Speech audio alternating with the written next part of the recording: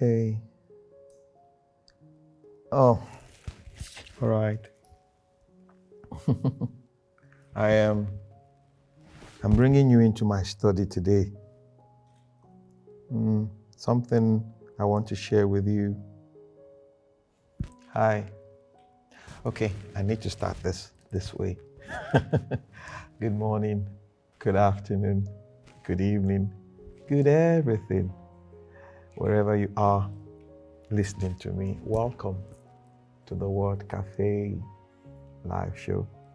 This is the space where we come in to lean on one another's experience to forge a positive path.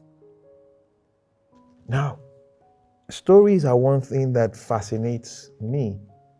I believe it fascinates everybody. As in, if you're a human being, stories will fascinate you. They make you travel your imagination and wonder and the possibilities.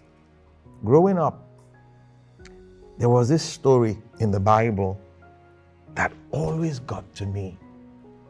You know, even in Sunday school when we talked about it,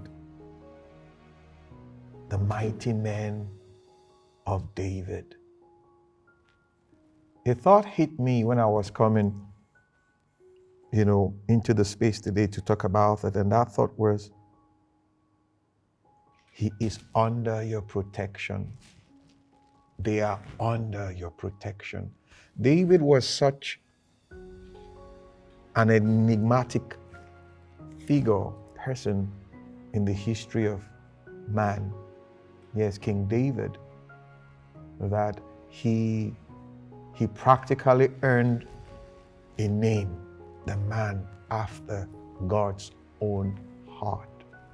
That is to say, he grew his relationship with God to the point that he became a reference. So everybody under him, or those who came under him, that walked with him, came under his protection. When you are under the protection of an authority,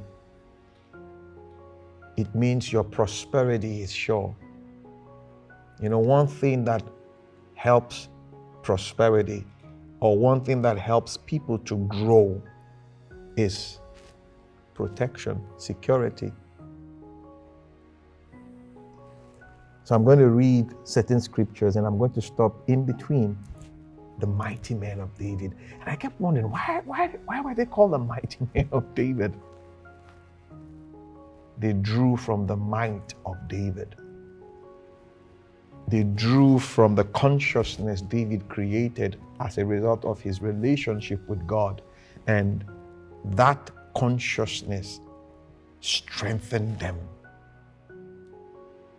When you go through scriptures, or when you look at the human experience, if somebody should describe you as a man after God's own heart, wow.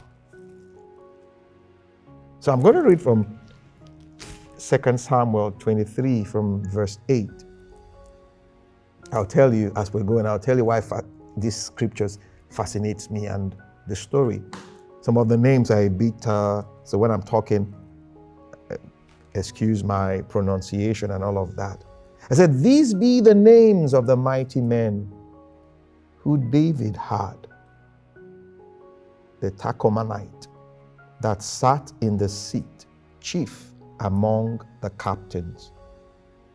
The same was Adino, the Exnite. He lifted up his spear against 800, whom he slew at one time. He lifted up his spear. 800. So imagine the strength to lift a spear against 800. That is a dimension that even the Marvel universe cannot comprehend. These guys went into the David or Davidic dimension, if I must use that word. David slew Goliath. But before that, he slew a bear and a lion, beasts. So that is to say, he grew this energy, this relationship that took him into a dimension that he was so empowered, he was not scared. He knew whose he was and who, as in whose he was and who he was. So these men tapped into it, in my opinion, lifting up a spear against 800. I'm trying to imagine the kind of energy that has been harnessed to hold not one, not two, not three, not four, not five, not 10, not 100, but 800. Wow. And after him was Eleazar, the son of Dodo, the Ahohite, one of the three mighty men with David, when they defied the Philistines that were there gathered together to battle, and the men of Israel were gone away. He rose and smote the Philistines until his hand was weary, and his hand clave unto the sword, and the Lord wrought a great victory that day. Now listen, this guy had his hand stuck to his weapon. His hands were weary, or his hand was weary, but he couldn't let go. Got stuck. And he continued that way. Excuse me. Not literally, he became, or the weapon became his extension. If you understand what I mean by that. That is to say, he couldn't let go, and the weapon refused to leave his hands until justice was served. Wow, what a dimension these guys were walking in. So he arose and smote the Philistines until his hand was weary, and his hand clave unto the sword, and the Lord wrought a great victory that day. And the people returned after him only to spoil one man. And after him was Shammah, the son of Agi, the Hararite. And the Philistines were gathered together into a troop, where was a piece of ground full of lentils, and the people fled from the Philistines. But he stood in the midst of the ground and defended it and slew the Philistines, and the Lord wrought a great victory. And 3 of the 30 chief went down and came to David in the harvest time, unto the cave of Adullam, and the troop of the Philistines pitched in the valley of Rephaim. And David was then in an hold. This is King James Version I'm reading in a hold or an hold, Old English. And the garrison of the Philistines was then in Bethlehem. And David longed and said, "Oh, that one would give me drink of the water of the well of Bethlehem, which is by the gate."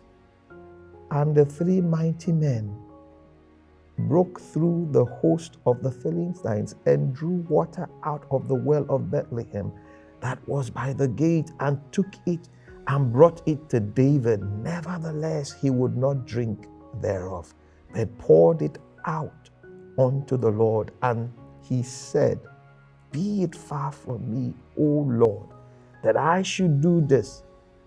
Is not this the blood of the men that went in jeopardy of their lives?" Therefore, he would not drink it. These things did these 3 mighty men.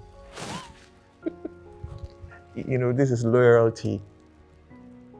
Their general, their leader, their commander needed something. He requested for it. He wished, or rather he longed for it, and they looked at themselves and they went through the troops. For a moment, just imagine it. The garrison, the people that they fought through just to get maybe a drink of water for their commander. What strength? How would you describe that? What sort of loyalty is this? How would you describe that? Wow. I will go on.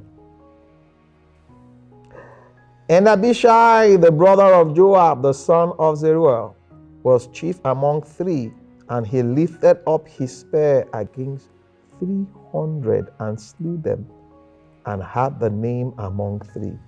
Was he not most honorable of 3? There's a question. Therefore, he was their captain. Howbeit, he attained not unto the first 3. And Benaiah, the son of Jehoiada, the son of a valiant man, Kabzeel, who had done many acts, he slew 2 lion-like men of Moab. He went down also and slew a lion in the midst of a pit in time of winter. Now, these guys were relieving, in my opinion, the energy of their leader. Because their leader slew a lion, slew a bear, slew a giant. You will hear soon. So they were more or less like in his universe, in his own verse, because David created a verse. And that verse, went across so many timelines. See the way they describe that. See the way scripture described that. Always fascinating. Each time I read it, always fascinating, because they believed in the leader. They believed in him. Now let us see the next. And he slew an Egyptian, a goodly man. An Egyptian had a spear in his hand, but he went down to him with a staff and plucked the spear out of the Egyptian's hand and slew him with his own spear. Just like David took Goliath, his sword, and slew him. The same thing. Now, like I told you, these stories tickle my imagination. I go back in time, I try to imagine the kind of people David had around him. As a leader, he inspired hope. As a leader, he inspired loyalty. As a leader, he inspired strength. As a leader, he inspired trust and truth. He inspired nationhood in these men, and they believed in him. They believed in his belief system. They believed in what he believed in. And he gave them that, would I say, opportunity to execute, and they did it. Like I said, that's what I came to do.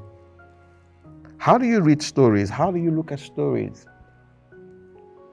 And how do you look at that future you you are aspiring for? Who has occupied it? Who has lived it? Who has been there? Who has walked that path?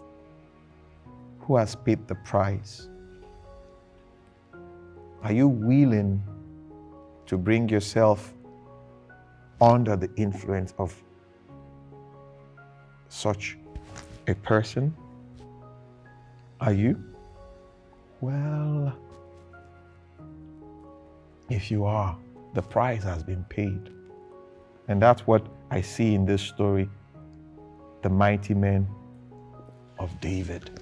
Did you see the adjective? The mighty men of David. Do you see how they are tied? Do you see the reference? Yep. So that thing you want to become, that thing you want to do, I just want you to know that someone has done it before.